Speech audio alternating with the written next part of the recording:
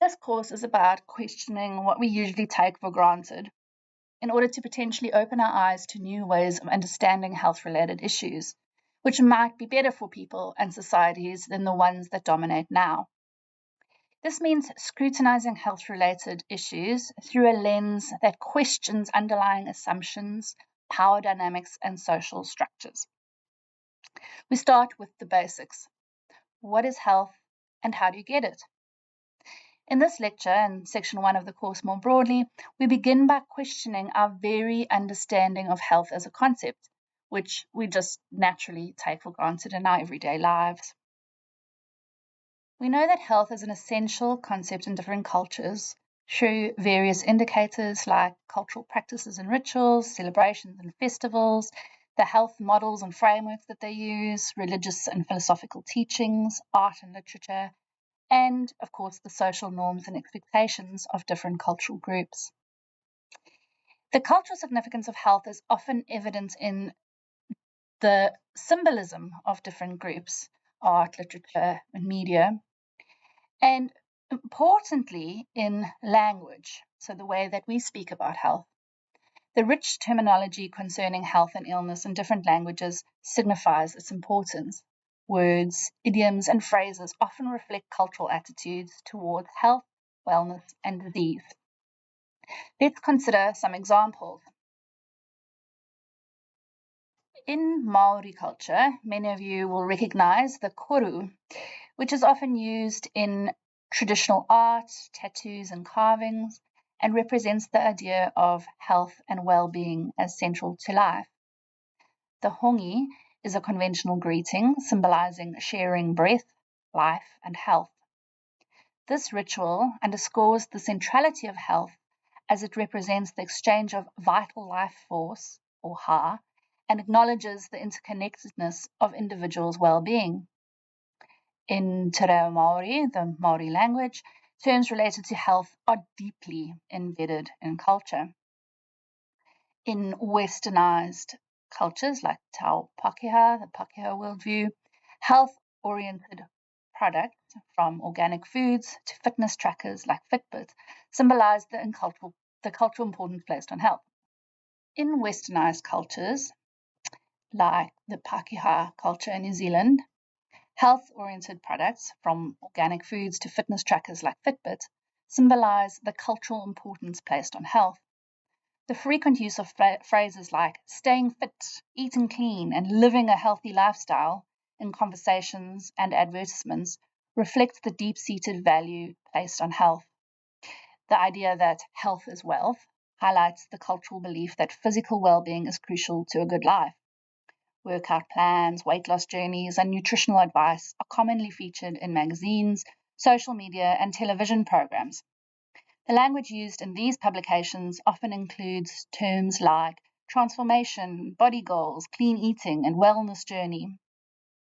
This visibility through influencers, celebrities, and other prominent people creates an aspiration to replicate these lifestyles, and this highlights the societal emphasis on maintaining a certain health standard. In Native American culture, the medicine wheel is a symbol used by various tribes to represent health and well-being.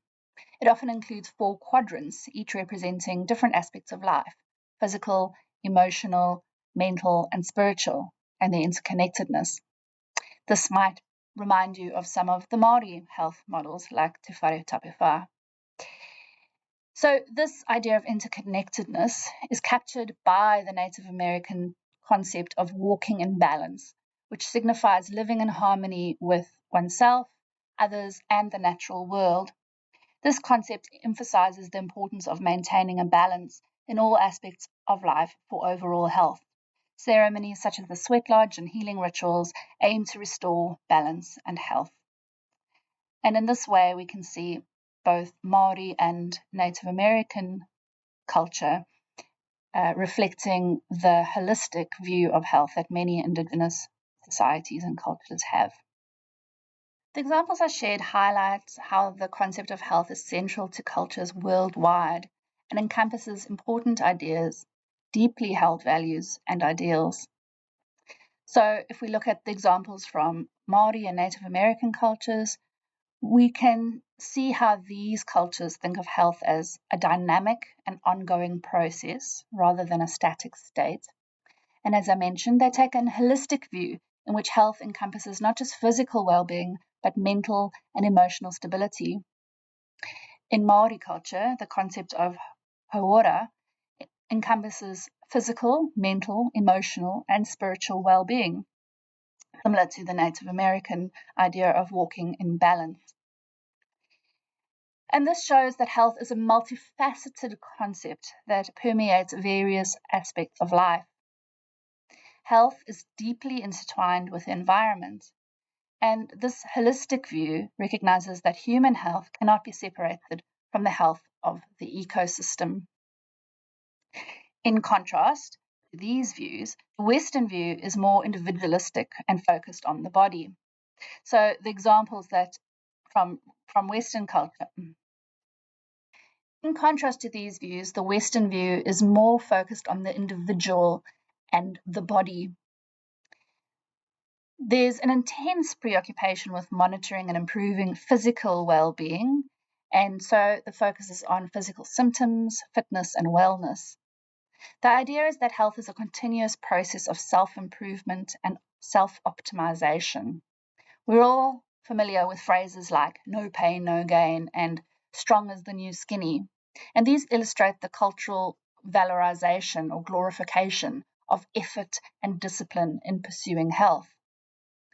And underlying this, we can see that what Western cultures value is self-discipline, self-control, and this pursuit of an idealized physical state. In Western societies, health is more than just the absence of illness. It's intertwined with beauty and well-being.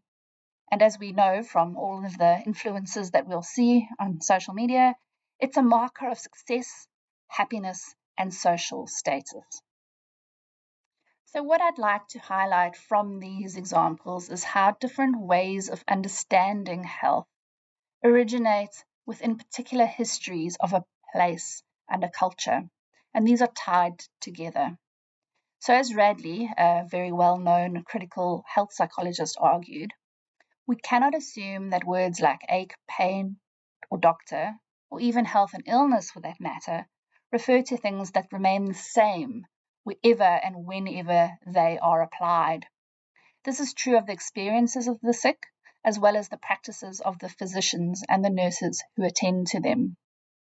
So the examples highlight how health is situated in particular places at particular times in history. They also highlight how health is not merely the absence of illness, but a rich, multifaceted idea deeply embedded in cultural beliefs, practices, and language. Critical health psychology recognizes that health and illness are inherently relational concepts. So they're defined in relation to one another. Health gains its meaning through the contrast with illness, and illness is only understandable in light of what it means to be healthy. So they rely on one another for meaning, and it's impossible to fully understand one concept without considering the other. But I'm not suggesting that it's a simplistic binary of healthy versus ill. Rather, we can see health and illness as existing on a continuum. So that this means that health isn't just the absence of illness. Another important point is that health and illness are not fixed in absolute states. They're dynamic and fluid and influenced by our biology, psychology, and the social world around us. So in taking this understanding of health, critical health psychology considers the complexities of well-being, including psychological, social, and cultural dimensions, and the spectrum of health experiences. So we recognize that individuals can simultaneously exhibit aspects of both health and illness. If we think of a person who is managing a chronic condition like diabetes, they would be considered to be ill because they have a disease. Similarly, a person with a disability might have limitations in certain areas of their functioning due to their condition, and this could be considered an aspect of illness. However, these people might also have a healthy diet, they might engage in regular exercise, and so on. And despite their illness, they're also embodying healthful behaviors. So, you may be wondering, what is the point of recognizing and unpacking different understandings of health and illness? Why is taking this critical perspective necessary or valuable? And these are really important questions to ask because they really speak to the heart of the matter and the crux of this course. And to answer these questions, I want to draw on the example of the HIV/AIDS epidemic in South Africa, where I come from, during the early 2000s. And at that time in South Africa, we saw a massive spike in mortality rates and infection rates, when strangely the rest of the world was seeing the opposite. And the reason for that was that there had been a major breakthrough in treatment in the form of antiretroviral drugs.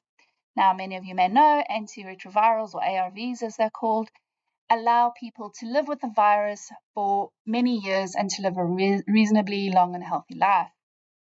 However, in South Africa, the president, Thabo Mbeki, was convinced by AIDS denialists, much in the same way that we see people who are anti-vax nowadays, or vaccine denialists. And he refuted the idea that HIV was caused by a virus and spread in the ways that we know HIV is spread. And the government refused to fund ARVs and advocated instead that people follow a particular diet and have a healthy lifestyle.